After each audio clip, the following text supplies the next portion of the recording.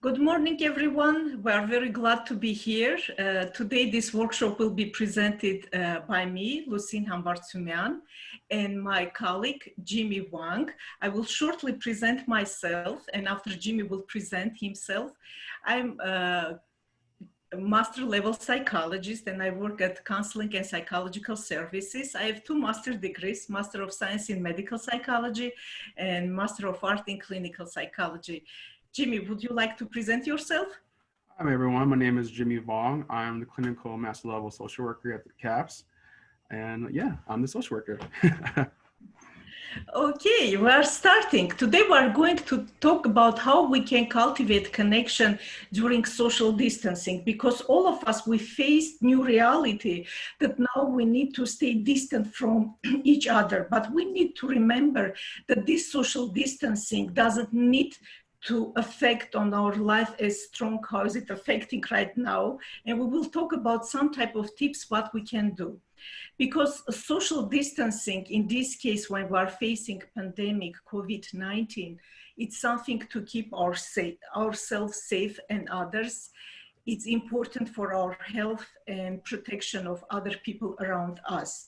Social distancing, we need to think about this more like a physical distancing, because we're still able to maintain connection with each other. Definitely, it's very stressful experience. None of us was ready to be in this type of situation. We are working remotely, we are staying in closed spaces for 24 hours, and adults and children, they are facing their challenges, and every group is facing this different way, because it's not easy for us to maintain our well-being, but we still need to try to maintain our life and be able to handle challenges that we are facing during those days. When we are talking about connection, we need to remember, yeah, we are far away from each other, but for us, being connected is essential. It's built in our DNA, be connected with each other. This way we are able to experience sense of satisfaction and happiness when we are together and maintain our well-being. I always like to make a comment: when you eat your greens and you're exercising, please don't forget to connect with other people too, because it's very essential for us. And when we're talking about connection, we need to remember where our brain and the way how we are wired biologically, we need to be connected with each other, and it represented in all areas: biologically, cognitively, physically, psychologically, spiritually. We crave to have that sense of love, to be loved, to have a sense of belonging and relatedness to each other. And it can be divided by different groups. And those days, it's definitely very difficult when we are socially distant. But being socially distant, it doesn't mean that we need to be emotionally distant from each other.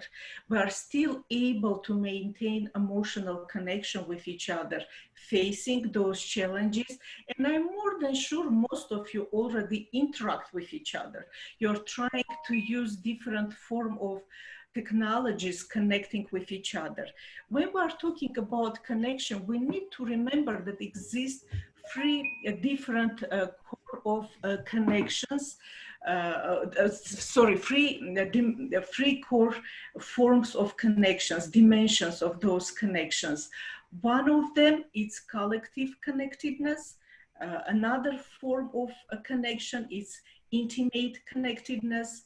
And the other one, it's relational connectedness. When we are talking about collective connectedness, it's mostly relates to our families and our our immediate families and extended family members. And in some cultures, we know they have more family tight-knit connection than in other cultures.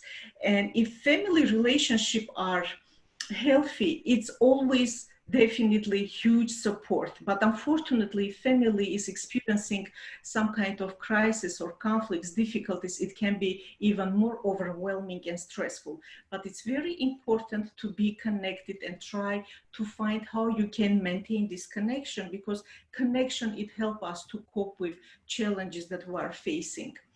When we're talking about intimate connectedness, it's mostly about significant ones.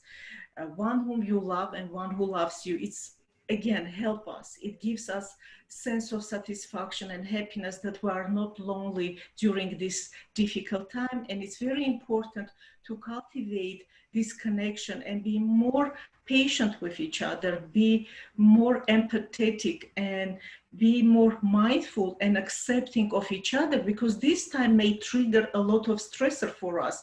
And sometimes people may not handle everything the way how they would like.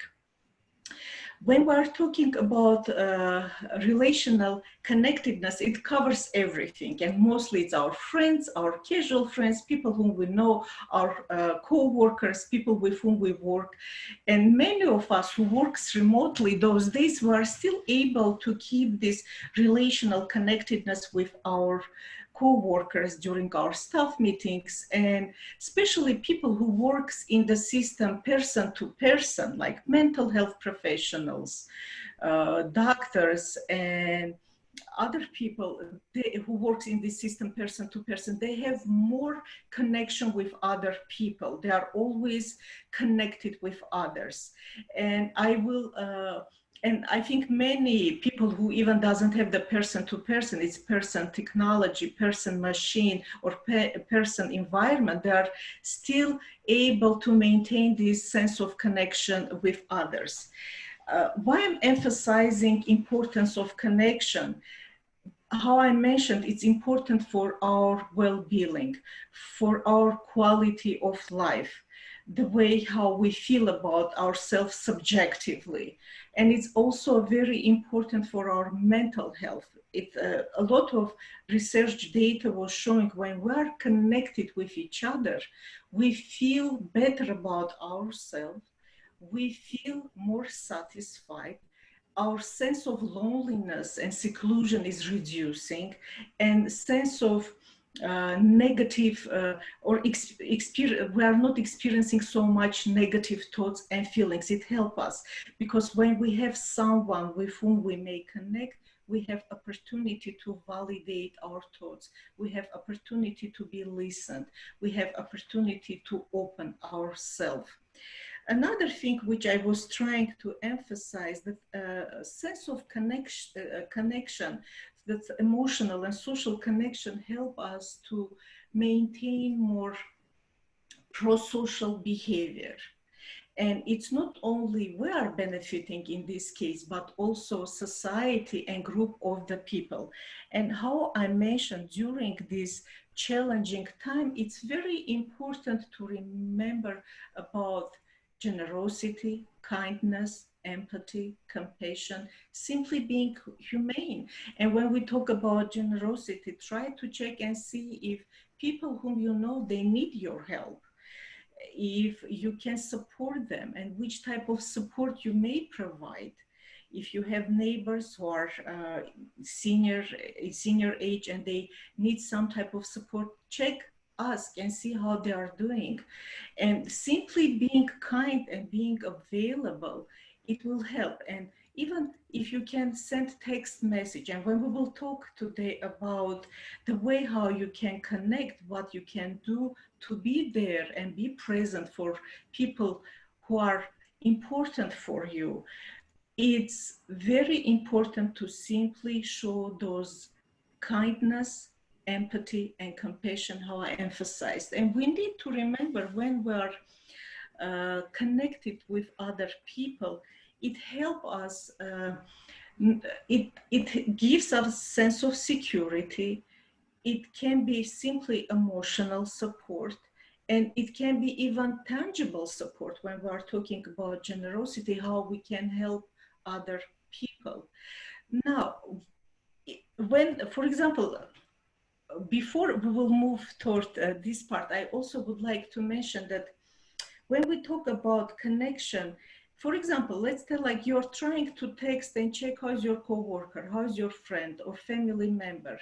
It's a simple way. It's not going to take a lot of time, but it can help someone seeing that they are cared and loved, and someone would like to relate with them. Another form, if you have more time, it's better if you can call and talk, because it's not only you are texting, but it's becoming a little bit more personal. You can hear the voice and they may hear your voice, and it's make personal, and you're building this bonding. And when we're connected, the bonding is important part for us to experience. And if you're using Skype or other type of platforms to connect, you have now more opportunities. You can see each other, your gestures and non-verbal language, and it gives more opportunity to understand what is happening, because we need to be more open, accepting, and mindful. And now Jimmy will talk about which kind of platforms you can use to be connected. Hi, everyone. Once again, my name is Jimmy, and we're going to be focusing on the part about virtual dates. As we all know, we've been encouraged to social distance ourselves, which means we have to find unique ways to interact with our friends and family and peers. And these are some apps that I have written down. So now that we're encouraged to social distance, FaceTime is highly supported. Zoom is a security network where you can chat with your coworkers and friends, and you can have multiple individuals join you in a room. Jackbox is a game app on your phone or on your computer. You're able to connect this with your Zoom, so at the same time you can see face-to-face individual with your peers and have an ongoing conversation and chat with each other while playing games. So they have games like charades, Pictionary, True Truth and a Lie, so getting really close with your peers. And it's encouraged in that manner, is that way. It's a lot of jokes with it. Jitsi is very much like Zoom. However, it's unlimited timeline, whereas Zoom, when you use it on a free platform, it shuts down after 60 minutes. However, if you do pay for Zoom, it's very much similar like Jitsi. I encourage you, if you want to use Jitsi, if you are struggling with finances at the moment. Also, there is Facebook video chat and Snapchat video chat, but I will note that those are less secured at this time. And then there's an app called House Party, which is a free app that connects to your social media, and you're able to play games with each other. Like I said, very, very similar like Jackbox, but it's more quick games like apples and apples. They call it avocado instead. And they also have Pictionary, stuff like that, drawing games like that on your phone. So which is a great way to connect with your peers. Okay, moving forward. And another great way to connect with each other is Netflix Party. Netflix has this great app where you're able to add an extension on your computer, and it's a great way to kind of see the dynamics of your family, how you interact with each other. You can watch funny things. You can watch non-stressful things, and able to just chat with each other and have a good conversation while watching something. And there's obviously Netflix and binging TV shows at this time is very common because we're stuck within our home. So it's a great way to connect with people around you. Yeah. Okay, we're moving toward next part. Yep. It's also very, when we were searching, and we found a lot of interesting opportunities that you can spend with your family or friends, checking different virtual tours. It's a lot of free virtual tours that you may search, art galleries, museums, being at home with your family, or doing this through Zoom with your friends.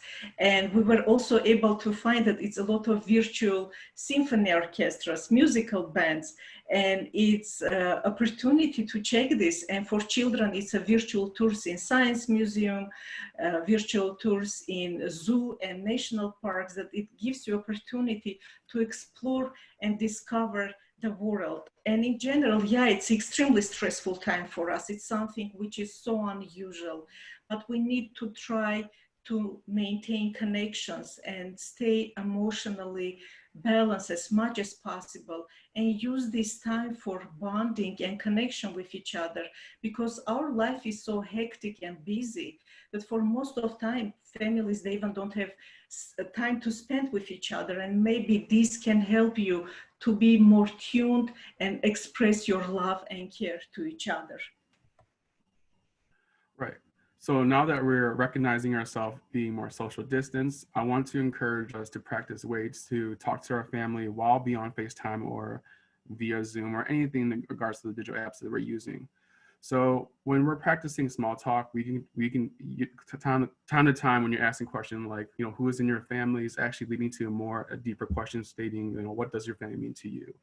So for example, you can talk about, um, what is unique about your family, and actually you're asking questions referring to, wanting to understand, is there anything special about your family? Is there any talent that I should be aware of? And that's a great way for you to have a more honest and genuine conversation with someone. I know that small talk can be draining to some individuals out there. However, this is a great way to lead to more deeper conversations. A lot of times when people say, how was your day? And you say, good. Ask them, what does good mean to you in the day? So asking questions that lead to more in-depth approach. So I'm gonna give you another example. When someone asks, whether talking about the weather, next thing you know, that when you're talking about the weather, the person could learn more about, so what is, do you enjoy the summer, or do you enjoy the winter time?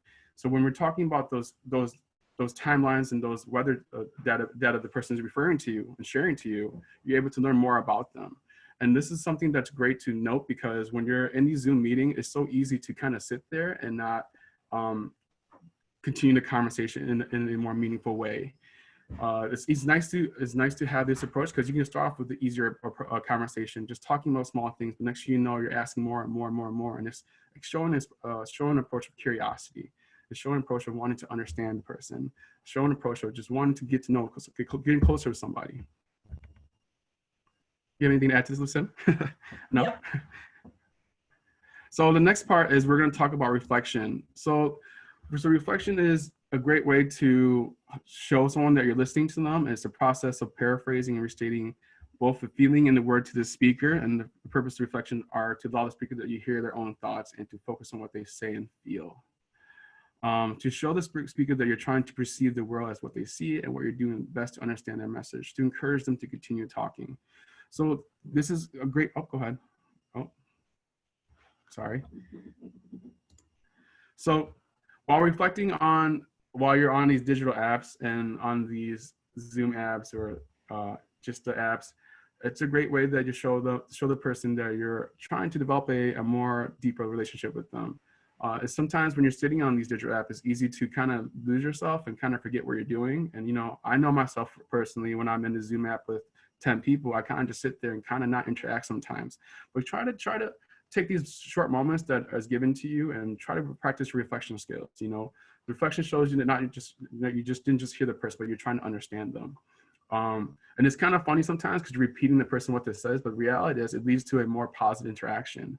It helps the conversation flows, and next thing you know, you both are having an interaction exchange that's helpful and healthy for the relationships.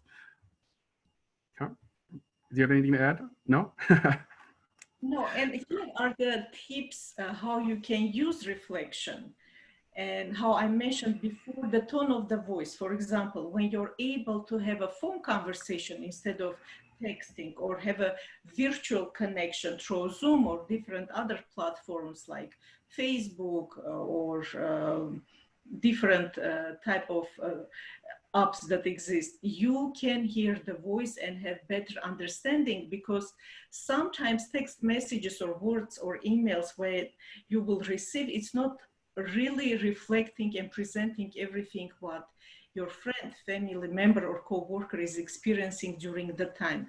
And again, how Jimmy mentioned, it's very important to be natural, be able to listen basic message, be open, be able to listen what is going on, non-judgmental way, supportive way. And again, it's not about being perfect. It's about being present, being mindful, and be there for your friends, and be able to pick up all those changes of non-verbal, your body language, because our body language and voice gives a lot of information what someone about whom you care they are experiencing, and how you can help and how you can be tuned, because you're gathering more information. Yeah, so reflection phase is like, no, I think I'm hearing you say, or it sounds like you feel, or you're telling me that. These are all great ways to show that you're in tune to this person and you're trying to have a deeper understanding of what they're trying to say. And you're giving a part of yourself when you're connecting with these individuals like yourself and others around you. So in some way, you're giving this person your attention, right? Yeah, it Yep. was really good. And Yep. now here a part of exercise. You know how important is it for us to be able to maintain physical activity when we are most of the time staying in the one space, and sometimes it's not easy. We don't feel as motivated. And this is the time when we need to try to be more physically active, because all of you know when we are physically active, it helps us to reduce the tension, manage the stress that we are experiencing. And if it's possible, you can walk with your friend or family member. Definitely, I will encourage you to do those walks, running, or some parks, they have a tennis course. You can play tennis, or you can do something, keeping that safe distance and protecting each other. Sometimes if it's not possible to leave the house because of the situation, you can try to do online classes with your family members, and it will be like a family time that you can spend together. Or if you can use some kind of platforms and encourage your friend, and you can do as a friends together some activities. Another form of exercises, it can be simply dancing, which will also include music, which always improving our mood, and it gives us that sense being uplifting sense. Again, you can check it, so many great things that you can do with your family members or friends through those platforms and apps. It's a yoga, it's a tai chi, it's many other type of physical activities which will help you to have that sense of connection, and important thing, being able to motivate each other when sometimes it's not so easy. This is the time when we really need to do those things to help us, because it's a new thing for our entire body system and our mental health. We're trying to cope with this. An important thing, what I would like to emphasize here, we are very adjustable beings, and it doesn't matter which kind of challenges we are facing, we are always trying to adjust. But the important thing, make this less damaging for us as much as possible. So I think it's important to note that when you're finding yourself in a regular routine, your mood is gonna feel kind of down because nothing's changing, right? So I think it's important that we give the audience here an active list of what they can do within themselves to enhance their overall wellness for themselves, but also relationship with other people. So we provided you with opportunities and ways to connect with others, such as with your peers like Zoom or FaceTimes, or even Skype. While doing that, you can watch a movie together, you can do painting sessions together, or like earlier mentioned, touring the museum, or just going for a walk with your pet while FaceTiming with your friend, because we're encouraged to social distance. Is there any fun activities that yourself have enjoyed during this quarantine, Lucinda? Yeah, I'm trying to walk. Anytime, as soon I have that opportunity, walk is really helping me. If weather is nice, I'm trying to do. I like a lot of yoga, and I'm practicing yoga, but unfortunately during this time it was really difficult for me to continue with yoga, because before it was with my class and I really like that, my classmates, and now doing by myself and using some apps, I need to be honest, it's a little bit challenging. I'm trying to force myself to continue because I really like that activity. I like swimming before, but unfortunately right now I cannot do those things. Yeah. I like to find and watch good movie if I have a free time during like weekends. It's really good. It helps me to shift my mindset. I like journaling, and it's really nice to reflect and write, and it really helps. And search like new type of information and read book if I have a time. But I need to be honest, I didn't have as much time working remotely. It was not easy to do all those things, but I like to find the time during weekend and do something which really helps me. Yeah, this Yeah. is what I was doing, and I'm encouraging everyone to find at least do. And to know what, it's so interesting when we talk about those activities, Jimmy. I was thinking about that very small group of people right now probably really enjoys this time, having this secluded lifestyle, and how I call them, it's a people who have a psychological personality and psychological constitution being more hermetic by their own choice. Now Yeah. they have a lot of time for reflection and introspection for themselves. Probably this small group of people really benefiting, Yeah. but for the rest of us, definitely it's very challenging. Yeah, for sure. One activity that I personally enjoy myself was receiving pen pal letters from our friends, just taking the time and dedicating a short moment and really focusing on my relationship with them and writing a personal letter to them and expressing my appreciation for our relationship. So experiencing the reward feeling when you give and then you receive back and forth, and taking the extra step by writing a letter personally rather than just a text. You know, it's a nice feeling to have. We definitely have to change it up during this odd time that we're in.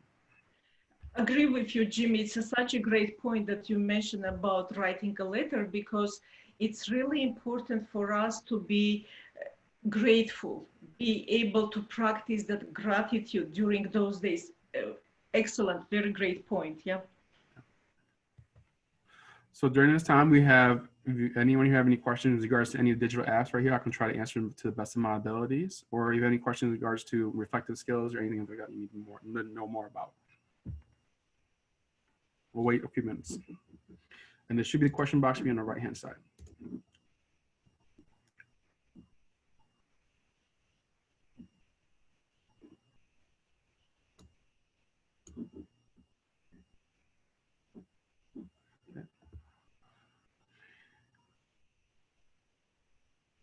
I would like to plug in that we do have more workshops for the following week.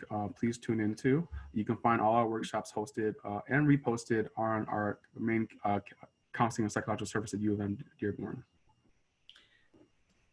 It looks like we don't have so far any questions, and in this case, probably we will end our workshop. Yeah. I would like to express my thankfulness to everyone who joined, and hopefully some of the tips that we shared can help you to stay connected. And if you have already built connections, to try to keep them and enhance those connections. Thank you very much for everyone, and have a great day. Stay healthy and enjoy the rest of the day. Bye. Thank you, everyone, for being here.